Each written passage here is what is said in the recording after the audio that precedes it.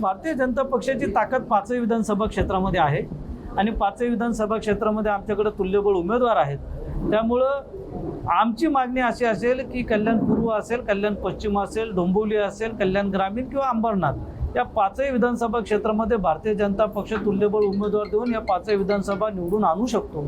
आणि म्हणून आमच्या कार्यकर्त्यांनी अशी मागणी केलेली आहे की वर्षानुवर्ष झाले आपल्याला या ठिकाणी जिथे संधी मिळते तिथे परत मिळावी आणि ज्या ठिकाणी मिळत नाही त्या ठिकाणी सुद्धा आपल्याला संधी मिळाली. तर या 5ही विधानसभा या निवडून आल्याच्या नंतर निश्चितपणे महायुतीचं सरकार या राज्यामध्ये भक्कमपणे येईल.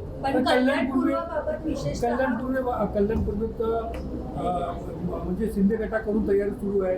निलेश शिंदे, महेश गायकवाड, विशाल पावसे इतरही नाव चर्चेत आहेत. तर त्याला तुम्ही कसे हे करणार? असं आहे, आता मी तुम्हाला सांगितलं 5ही विधानसभांमध्ये आम्ही तयारी करतो. आमचे मित्र पक्ष ते सुद्धा तयारी करू शकतात.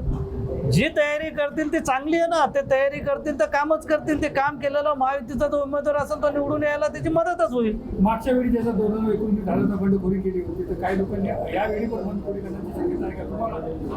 मला असं वाटत नाही की महायुतीमध्ये कोणत्या स्वरूपाची बंडखोरी होईल. मला निश्चित खात्री आहे की महायुती म्हणून आम्ही सगळेजण एकत्र आहोत आणि महायुतीचा उमेदवार म्हणून जो निर्णय आमचे वरिष्ठ घेतील त्या पद्धतीने आम्ही या ठिकाणी उमेदवार निवडून आणू शकतो.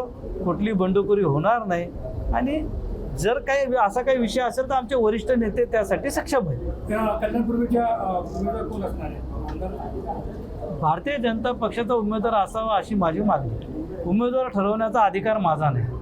तो आमचे राज्यस्तरीय नेते आणि केंद्रातले जे नेते ते ठरवतील.